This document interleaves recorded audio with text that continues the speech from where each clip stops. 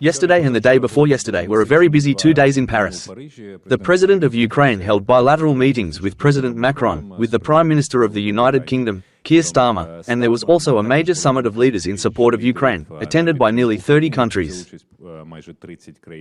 Now, the President will provide a brief summary of these activities and will be ready to answer your questions.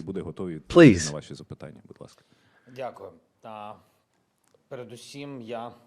I would like to express my sincere gratitude to France, and especially to President Macron, for organizing an exceptionally well-structured and highly results-oriented summit at the leaders' level.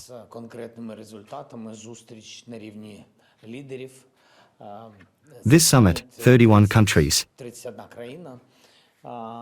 It has brought very clear and correct results. I would also like to thank him separately for our bilateral meeting, which strengthened our Ukraine-France and Ukraine-UK relations. We achieved clear and tangible results, in addition to the €2 billion support package that we have already discussed, including a comprehensive package of French defensive aid.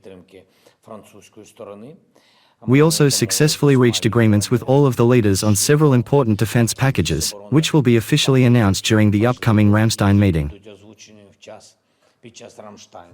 Another important agreement is that there will be a Ramstein summit in April. Everyone will contribute to making it happen. The UK and Germany will be responsible for organizing it. We also reached agreements with partners from certain countries, I won't specify which ones now, about the expansion of European initiatives. This includes enhancing Ukraine's access to crucial intelligence data, as well as the relevant satellite technologies currently held by our European partners. Furthermore, we reached agreements with several leaders concerning Ukraine's access to their ammunition depots, ensuring increased support for its defense efforts. We also agreed on licenses for the production of air defense systems and are working on licenses for certain types of artillery. We agreed on investments in Ukrainian drone and missile production. We have agreed to urgently organize and hold an important meeting in Ukraine next week, where a select group of representatives from the general staff of the leading countries, who are fully committed and well prepared, will come together to discuss and coordinate the deployment of military contingents to Ukraine in support of its ongoing defense and security efforts.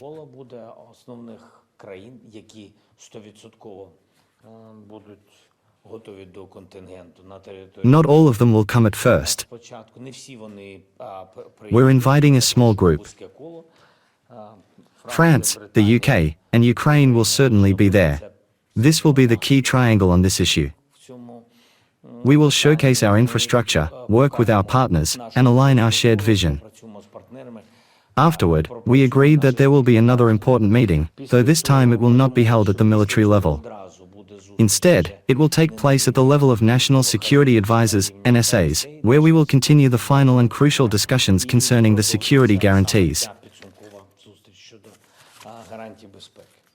Next, we successfully reached a series of important agreements with the European Union, and I would like to express my sincere gratitude to President Costa and President Ursula von der Leyen for their dedicated and tireless efforts in advancing the Rearm Europe program, which has a remarkable total value of €150 billion.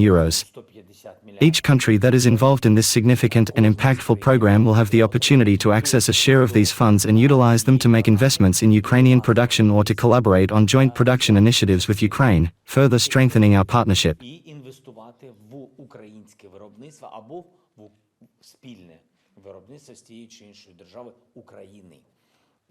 This is a very important signal for us, as it shows that where there are shortages, I believe this program will help us significantly, especially in drone production. These are likely the most important and key points that emerged from our meeting in France. I believe that the main result, which I may have already touched upon by mentioning many outcomes, is the continued and unwavering support for Ukraine. This includes crucial defensive support, financial assistance, and the ongoing commitment to sustain this support in the future.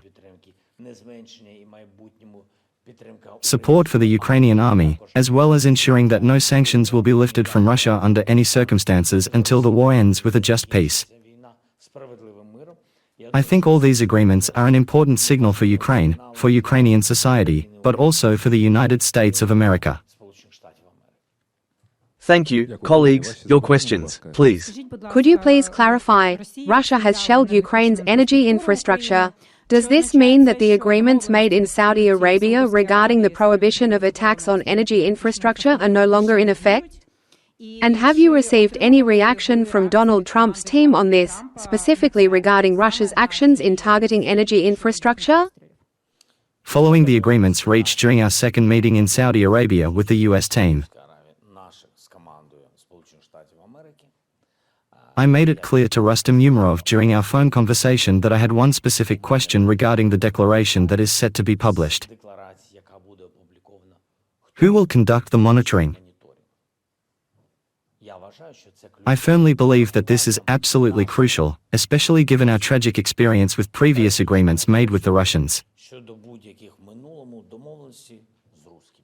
and the fact that the ceasefire was violated on 25 separate occasions. From what moment will the agreement be in effect? Who will verify and monitor it? We learned that the US side will initially hold internal consultations, after which they will engage in in-depth discussions with Saudi Arabia, Turkey, and a number of European countries about their readiness, willingness, and capacity to participate in the monitoring process and contribute to ensuring its effectiveness. I am not aware of the outcomes of these discussions, and up to this point, our American partners have not shared any information with us regarding the matter. They briefly mentioned it, and in response, we made it clear to them that we cannot proceed with any further steps without the establishment of a proper monitoring system in place. Why? We have our own established monitoring system in place, and we are very clear and well informed about the specific areas where Russia has violated its commitments to the US.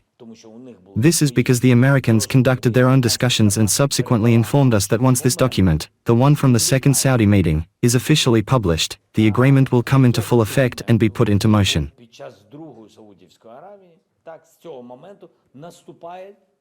There is even a noticeable difference in positions between the US and the Russians.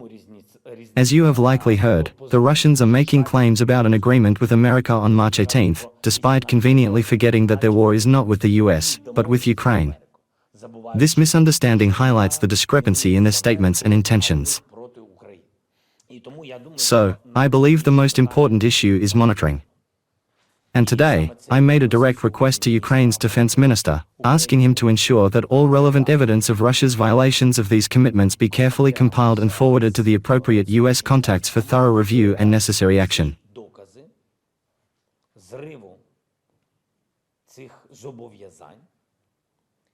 The US is the guarantor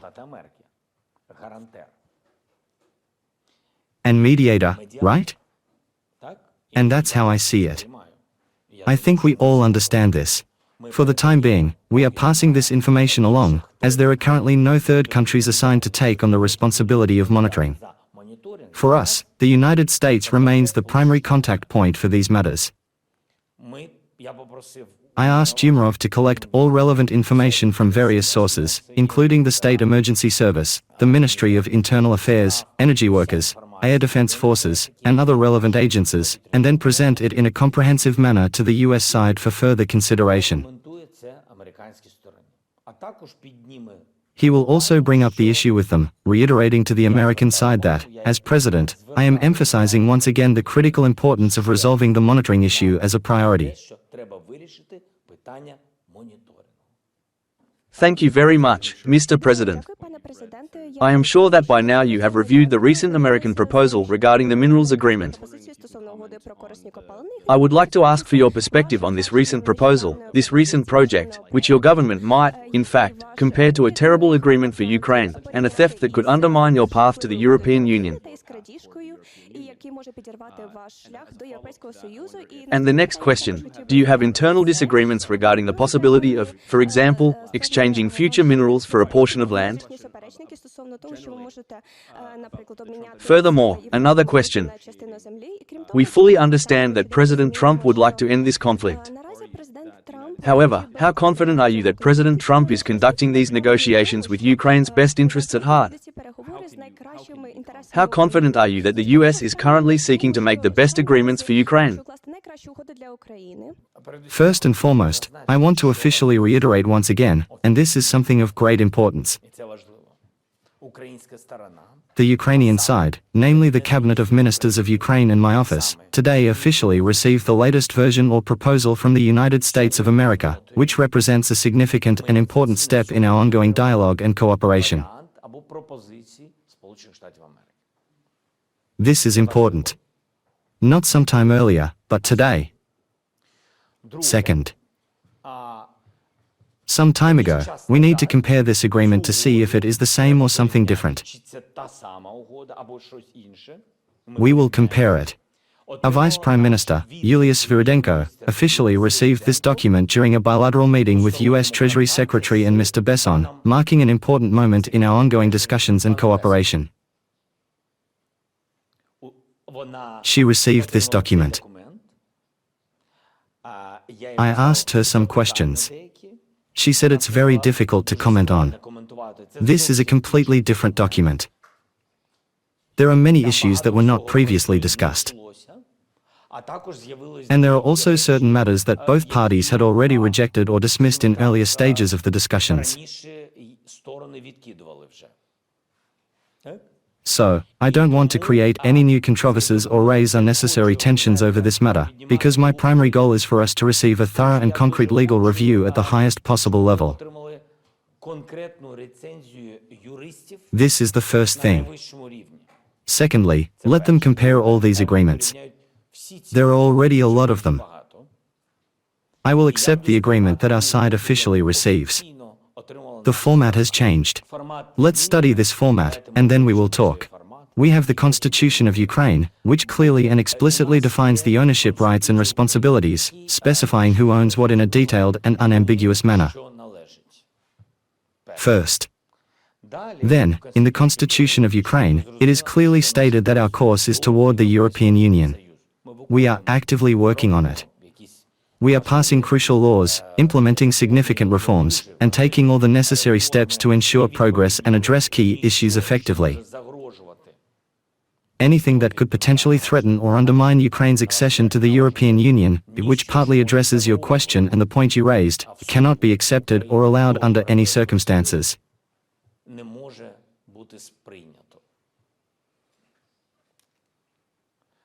But once again, let me emphasize, we have already discussed this agreement numerous times. There have been many challenging and difficult dialogues on this matter, involving extensive deliberations and differing perspectives. But let's look at everything based on the facts. First, we will address and clear out all the surrounding noise, and only then will the final agreement become clear and well-defined. The lawyers will carefully review and work through the details, ensuring everything is in line with Ukrainian legislation and our constitution. Once all potential legal threats have been resolved, I will carefully examine the agreement, accompanied by a comprehensive legal briefing. For now, I don't want to react to every such message. Because some points also appeared in the media, right? And perhaps they are adequate to what is in this agreement. And what appeared with the deputies, somehow, is also interesting to me. I haven't read it yet, but the deputies already know everything about what will be in the agreement. Yes, that's strange. I'm curious to know who is passing this information. It's very interesting as well. I'd like to know, just for myself. If that's how they work, maybe they can help us in the war against the Russians, maybe they have intelligence, perhaps they have deep and important sources. It's interesting. It's curious how some things seem to match up. Sometimes, certain deputies, for instance, may have access to specific information that is provided to them through embassies or various diplomatic channels, which might not always be readily available to the public. And that has also happened in our lives. So, with this case, I think it's necessary to analyze everything. Then, perhaps, it will be clear what this is being done for. Do you have any personal observations, insights, or reflections on the factors that influenced your decision to agree to this particular agreement? In terms of victory, everything is very clear. When it comes to the concept of victory, the following points are absolutely clear and indisputable. NATO continues to exist, and for Ukraine, NATO represents the primary and most important security guarantee, ensuring protection and stability in the face of external threats. There is a comprehensive deterrence package that includes a range of advanced weapons, including long-range missiles, which are specifically available only through the United States of America.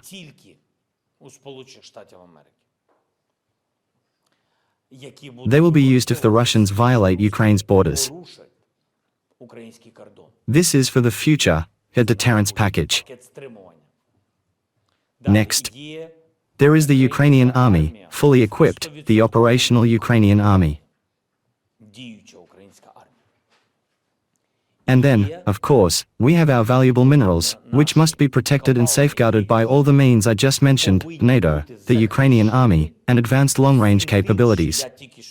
These measures are essential to ensure their security and prevent any threats. And all of this protects this. And then, because you are part of NATO, and because you are entrusted with the responsibility of protecting all of this, you make it clear that none of these vital assets should fall into the hands of those who represent the wild world, a world that resorts to violence and destruction, killing without regard for life or peace. And these are the Russians, North Korea, Iranian weapons today, and so on. We don't know who else. And so they must not get any of this. They must give back everything they are currently occupying. For all of this, we must unlock our capabilities and have such a strong partner who has provided all of this to us. But all of this has been provided, as mentioned above. And if this is the strategy we have set in place for our victory, then this indeed represents our victory, as it is fundamentally about the preservation of Ukraine's independence, a cause for which we must be prepared to make significant sacrifices and pay whatever price is necessary. And this is absolutely normal. It's like in the movies, there's a whole film, and at the end, the credits roll. And here it turns out that we are left with the credits. Well, that's the attitude. Good day, Mr. President. Maria Kolomkova, Interfax Ukraine. Could you please comment on the current situation at the front, particularly regarding Kursk and Bryansk, as there are varying reports on this? Thank you. When we talk about the Kursk region, we try not to mention both Kursk and Bryansk. But since you asked, I'll try to answer. On the Kursk front, as I've said, our guys are doing everything possible and impossible.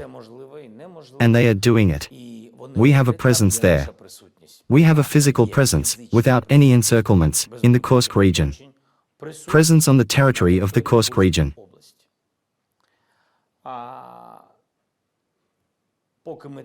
As long as we are there, it serves as a deterrent to the Russians from starting an invasion into the Sumy region.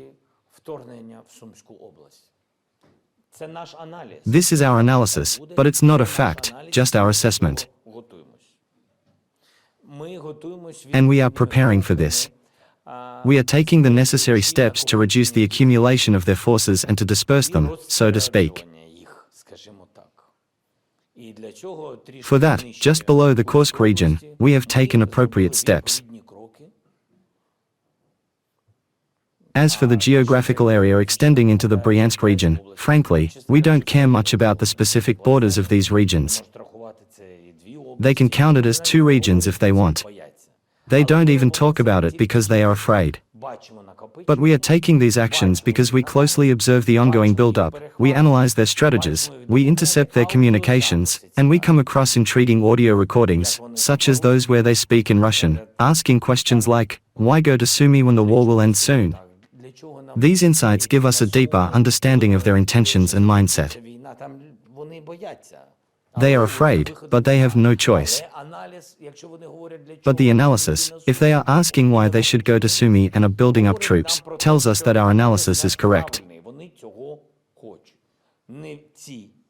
They want this, and not the Russian soldiers who will come and die, but those who are giving the orders. What should we do? We are preparing. And our steps are exactly like this. There was a build-up of helicopters there, which were destroyed by our forces.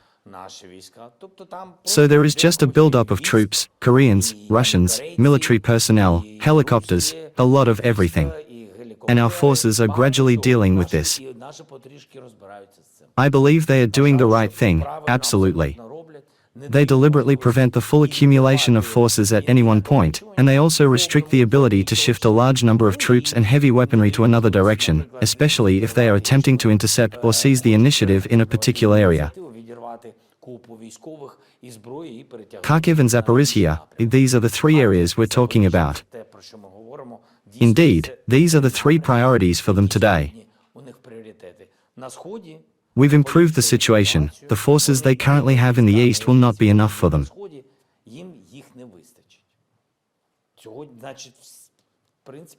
No one is saying there's a big success, but we are cautiously saying that the situation is currently normal.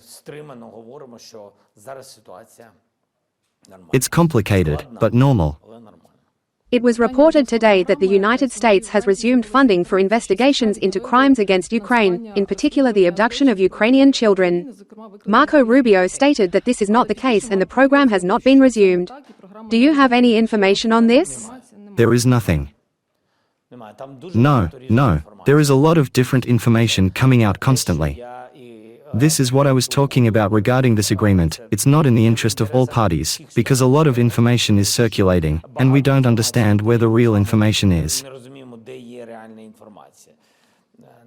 Unfortunately, this is the time we live in. We perceive everything very sensitively because of the war, which is understandable. We take everything very seriously. And there are people working with information to make us nervous every day. I'm not talking about Americans, it's just the services, first and foremost the Russians, who are working to keep Ukraine constantly in some kind of unrest. Although I have also read this information, and regarding the issue of the children, I connected it to what our teams discussed in Riyadh, Saudi Arabia, specifically about the return of children. This may be directly related to the potential restoration and continuation of this important program. But you see, someone already spread it, so let's wait and see. Greetings, Mr. President. Daria Trunova, Channel 24. I would like to return to the agreement on minerals. Could you please clarify what Ukraine's red lines will be? What are the things we will definitely not agree to? There is a lot of different information circulating. You mentioned a member of parliament. There was also a publication on European Pravda. For Ukrainians to understand, what are the things the government, and you personally, will not accept? It seems to me that the people of Ukraine already know me quite well, having had ample time to observe my actions and decisions. I think there's no need for doubt. If any risky or potentially dangerous situations arise for us, I will make sure to communicate them clearly with our society, ensuring full transparency and without keeping any secrets or withholding important information. In general, I firmly believe that the key fundamental elements, which were based on compromise, have been clearly outlined in the framework agreement, including the aspects that we were fully prepared to agree to and move forward with. So, we will base everything on the things we've discussed, where we see the opportunity to build proper partnership relations. Regarding debts, I've said this before, I don't know everything, honestly, I don't know. But if the issue of debts comes up, as I've said, we will not accept them.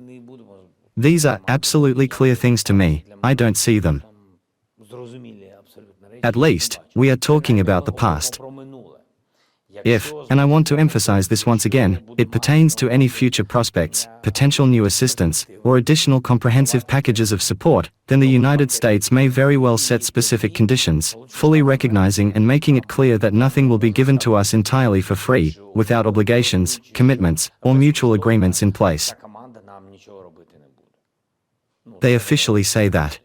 Mr. President, as you are likely already aware, yesterday Vladimir Putin made a statement in which he suggested that Ukraine should establish some form of temporary leadership structure. In particular, he specifically referred to the creation of a temporary monitoring group that would include representatives from both the United States and the United Nations as part of this initiative. Are you not concerned that this proposed idea might have some impact on the US administration, especially since you are well aware that they have been somewhat fixated on the idea of holding elections in Ukraine for quite some time? Thank you very much. It seems to me that the White House has already issued an official response to this matter and has even outright rejected it as a viable idea. They clearly stated that Ukraine has a legitimate and functioning government, that I am the democratically elected president, and that the people of Ukraine exercise their right to elect their leadership in accordance with our constitution and established democratic principles. The European Union, our European partners, have done the same. Everyone has rejected this as even a possibility, and the Europeans have added that everyone understands that the president of Ukraine is a legitimate, lawful president, and that Putin is a war criminal. So, this is the response of the entire civilized world today. Putin does this for another reason. The issue is not who is legitimate according to his view, but he is constantly finding various reasons to avoid ending the war.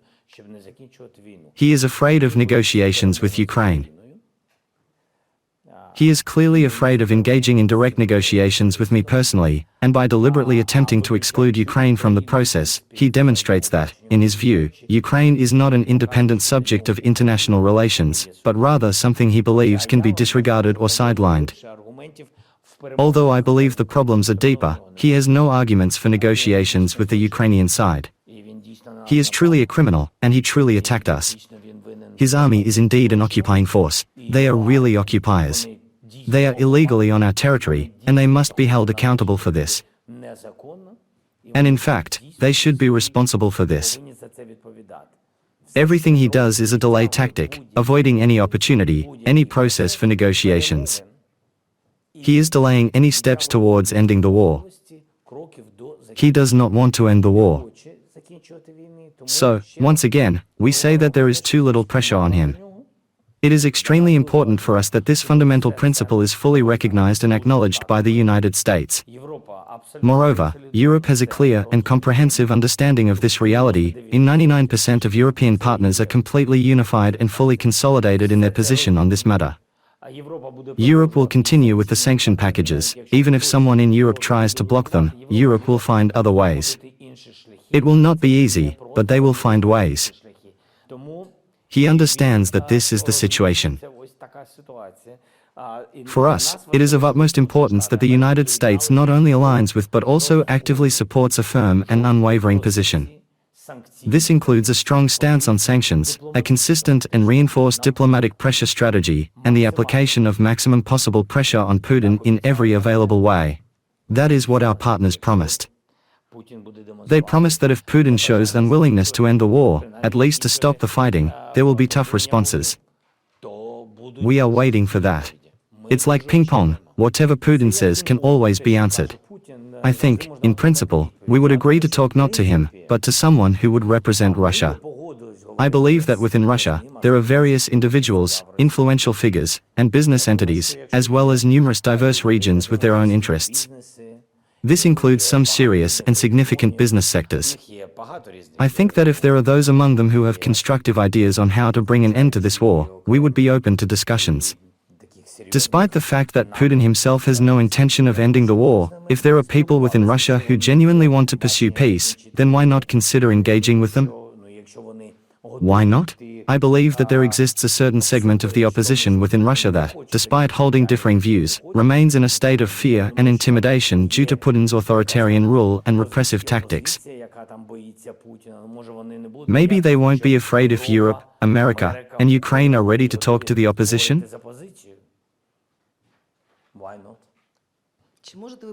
Can you explain how the Black Sea Agreement works, any details that would be clear, and whether this agreement applies to cities like Odessa or Mykolaiv? Yes, the agreement was originally intended to apply specifically to the port infrastructure of maritime ports, as well as to the cities that possess the relevant port facilities and logistical infrastructure necessary for maritime operations. Odessa, along with the Odessa region, is a key part of this, as it includes not only the city of Odessa itself but also the South Port, in addition to the vital infrastructure located in Mykolaiv. However, the infrastructure in Mykolaiv is simply not functioning as it should, and you are well aware of the reasons for this. it is continuously under heavy shelling and constant threat. This situation was anticipated by many, given the ongoing conflict and the targeting of strategic locations. Everyone was counting on it. The agreement was for the Black Sea, specifically for the Black Sea, but again, without monitoring, there's not much to say. And that's why I told you. It seemed somewhat unusual, with all due respect, and while I am truly grateful for the meeting that was organized in Saudi Arabia, I must express that, with all due respect, what both the Russians and the Americans proposed in their discussions regarding third countries was a bit perplexing. Specifically, they suggested the involvement of Saudi Arabia as a monitoring entity for energy matters, which raised some questions and concerns in terms of the broader context of the discussions. With all due respect to the leader of Saudi Arabia, I have very good relations with the Crown Prince. However, they cannot monitor all of our energy infrastructure because they simply do not have the necessary means, intelligence capabilities, or the relevant professionals and energy experts required for such an undertaking. I believe they certainly do not possess these resources, at least not within Ukraine, which makes it highly challenging for them to effectively monitor the situation as proposed. So, I was surprised by this proposal. But, for example, Turkey could be one of the countries that could monitor security in the Black Sea. The logic of that is clear to me. That's what was discussed, as we have always considered, in principle, that the US, the British, and the French could take part in monitoring, along with the Black Sea coastal countries. The Romanians and Bulgarians, this is absolutely clear to us because they know the region, they have been involved in helping and in the Black Sea mine-clearing coalition.